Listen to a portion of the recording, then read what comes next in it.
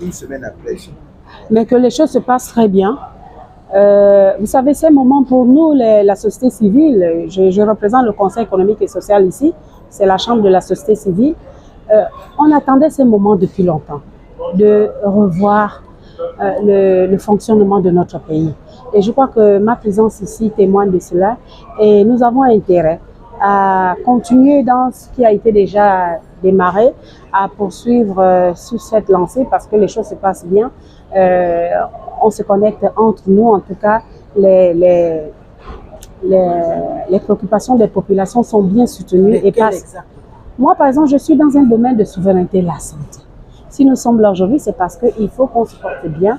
Et lorsqu'on est malade, on doit bien se soigner.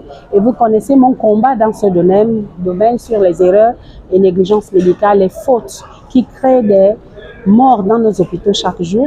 Et je pense qu'à ce niveau, tout se passe bien. Les médecins coopèrent parce que c'est d'abord leur domaine et ils reconnaissent les faiblesses qu'il y a eu dans ce système de santé qu'on est ensemble en train de corriger. Non, tout est dans le consensus. Tous les points ont d'abord été présentés puisque vous savez qu'il y a eu des contributions du peuple, des populations. Ce sont sur ces contributions que nous essayons de harmoniser et puis bien présenter pour que ça soit pris en compte. Madame... Oui, justement, vous savez que la qualité des soins est une préoccupation aujourd'hui et ça fait partie de cela, la formation des médecins également, la spécialisation des médecins. Eux-mêmes, ils reconnaissent qu'à ce niveau, vraiment, il y a trop de manquements. Il faut les spécialiser. Moi qui vous parle, j'ai plein de malades de cancer. Pour d'autres sont décédés. Il y en a qui ont réussi à aller en France et qui se portent très bien. Mais malheureusement, au Gabon, ça pose problème.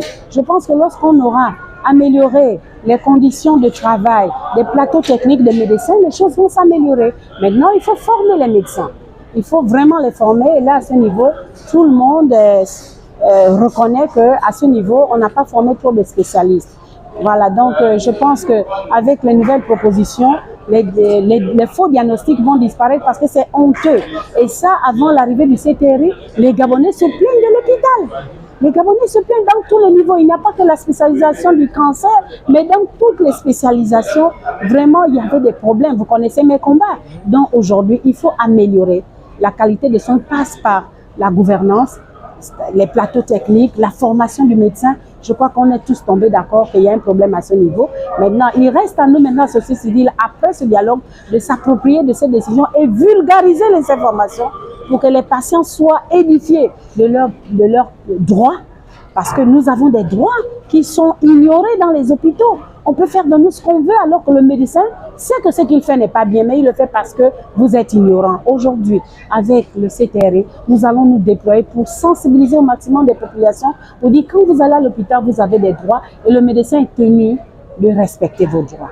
Vous allez également veiller à leur formation. La formation de... Oui, mais bien sûr, mais c'est un manque aujourd'hui.